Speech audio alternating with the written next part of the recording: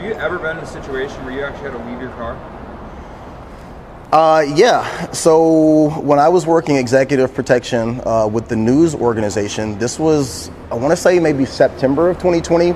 And down at the courthouse, the main courthouse where, you know, the wall of moms and all of the stuff that was going on, President Trump had sent in kind of a group of, I don't know if they were federal agents or privatized military. It's kind of up in the air. But that led to a huge uprising of protest on top of what was going on with the George Floyd situation. So we go down one Saturday and there was a pro-police rally, right? So most of the protesting was being put on by Black Lives Matter and Antifa, but on this particular Saturday, it was put on like a Back the Blue rally. So if you think of the courthouse, you have the courthouse steps, and then you have the actual park that's in front of it.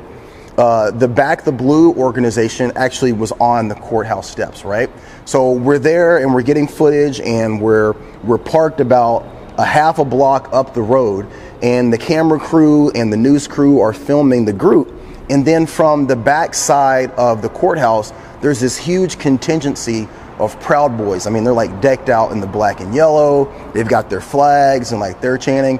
And so like immediately what was kind of like a contentious back and forth between the Black Lives Matter Antifa group and the Back the Blue group turned into a full-on brawl between the Antifa group and the Proud Boys.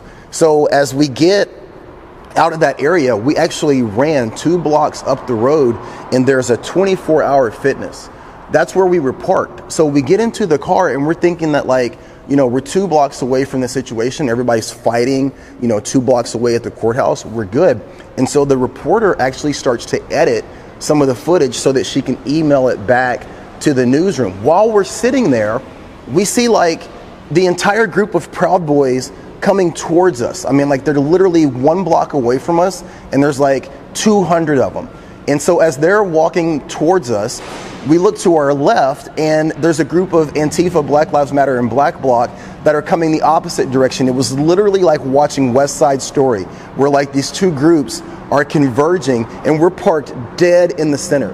And like we didn't have enough time to go backwards because of the cars that were behind us, and everybody is stopping, and they start throwing bricks at each other, bricks and rocks, and they start fighting right there at the intersection. And there was nothing for us to do. We clearly couldn't go forward. That's where the fight was happening.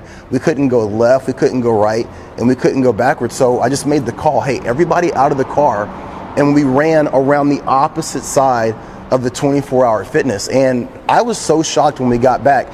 All of the cars that were parked along the side of the street of that 24-hour fitness were just completely smashed in. The windows were broken out, the hoods were damaged, like people were coming out of this 24-hour fitness oblivious to what's going on, because so many people in Portland are just like oblivious, and their cars were completely smashed up.